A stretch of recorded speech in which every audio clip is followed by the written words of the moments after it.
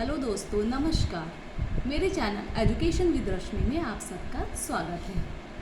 आज मैं बात करने वाली हूँ इम्पोर्टेंस ऑफ सिलेबस। आखिर सिलेबस की इम्पोर्टेंस क्या है किसी भी तैयारी में, किसी भी एग्ज़ाम की तैयारी में। आप तैयारी कर रहे हैं किसी भी एग्ज़ाम की, दिन रात एक कर रहे हैं, बहुत अच्छी बात है। लेकिन अगर आप वो चीज़ें पढ़ रहे हैं जो कि आपके एग्ज़ाम में आने ही वाली नहीं है, तो यकीन मानिए कि सफलता आपसे कोसों दूर होगी। लोग क्या करते हैं कि बस उनको पढ़ना है, लेकिन क्या पढ़ना है और किस तरीके से पढ़ना है।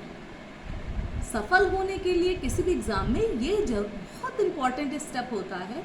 आप अमूमन क्या करते हैं कि आपने फॉर्म भर दिया और आप एक किसी भी पब्लिकेशन की गाइड ले लेते हैं, या फिर आपके पास जो भी 2-4 किताबें बीएड की या एमएड की पढ़ी हुई हैं, आप उनसे ही तैयारी करना शुरू करते हैं। ऐसी गलती कभी मत करिएगा।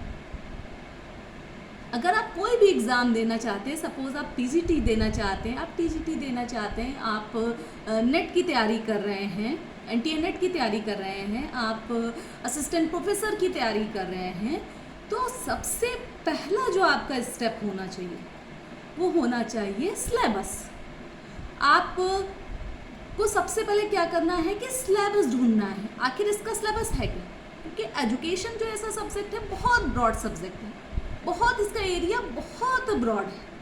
आप कहाँ समंदर में कहाँ गोते लगाएंगे आपको नहीं समझ में आएगा कुछ भी। तो सबसे पहले आपको सिलेबस ढूंढना है। सिलेबस क्या करता है कि वैसे आपको जानकारी के लिए पढ़ना है तो अच्छी बात है, आप बुक्स उठा सकते हैं, पढ़ सकते हैं, आप जानकारी ले सकते हैं। लेकिन अगर आप किसी प्रतियोगी परीक्षा की तैयारी कर रहे हैं तो सबसे पहले आपको एक सिलेबस उसका ढूंढना होगा, अपने पास उसको लाकर रखना होगा, जिससे एटलीस्ट आपका एरिया डिसाइड हो जाता है कि आखिर किस एरिया में आपको जाकर पढ़ाई करनी है, किस टॉपिक से संबंधित आपको पढ़ाई करनी है।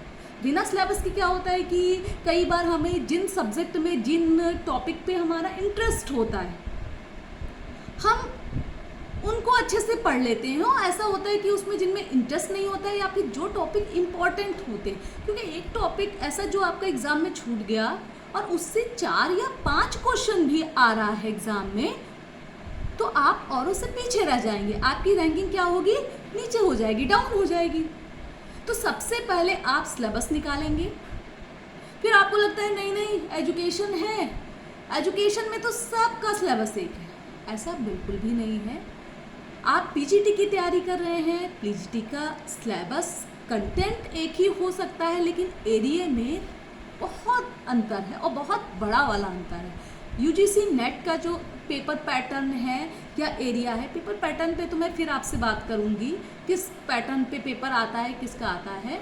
तो जो यूजीसी नेट का जो सिलेबस है वो दूसरा उसका एरिया है, और जो असिस्टेंट प्रोफेसर का जो पैटर्न है, जो भी सिलेबस है, सॉरी, उसका जो एरिया है वो दूसरा है।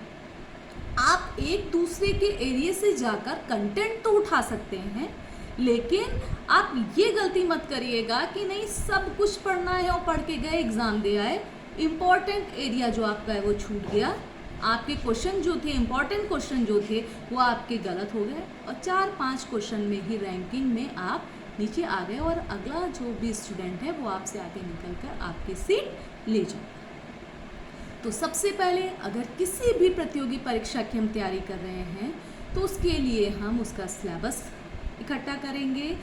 सिलेबस के बाद हम उसको देखेंगे, उसको बहुत डीपली देखेंगे कि आखिर किस किस एरिया में आपको पॉइंट आउट करना है कि किस किस टॉपिक पर, किस किस एरिया पे किस तरीके का क्वेश्चन आता है, उस तरीके से हम तैयारी करेंगे। क्योंकि इस समय जो एग्ज़ाम पैटर्न कुछ ऐसे होते हैं कि जो आप रटकर एग्ज़ाम पास कर सकते हैं, यानी कि जो केवल मेमोरी बेस्ड होते हैं कि आप कितना लर्न कर सकते हो, आप कितनी चीज़ें याद कर सकते हो। लेकिन ज़्यादातर जो एग्ज़ाम हो रहे हैं, असिस्टेंट प्रोफेसर का जो एग्ज़ाम है, यूजीसी नेट का जो एग्ज़ाम है, फैक्ट बेस्ड एग्ज़ाम है। इसमें आपको तथ्य समझने पड़ेंगे, तब आप इन एग्ज़ामों को पास आउट कर पाएंगे।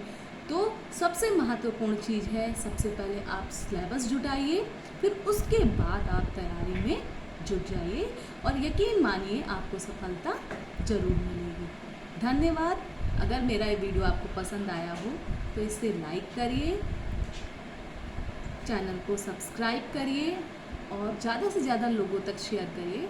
और अगर आप इस चैनल से जुड़ रहे हैं तो कमेंट बॉक्स में ज़रूर बताइए कि आप कोई प्रोफेशनल कोर्स B.Ed या M.Ed कर रहे हैं या फिर किसी भी एग्ज़ाम की तैयारी कर रहे हैं।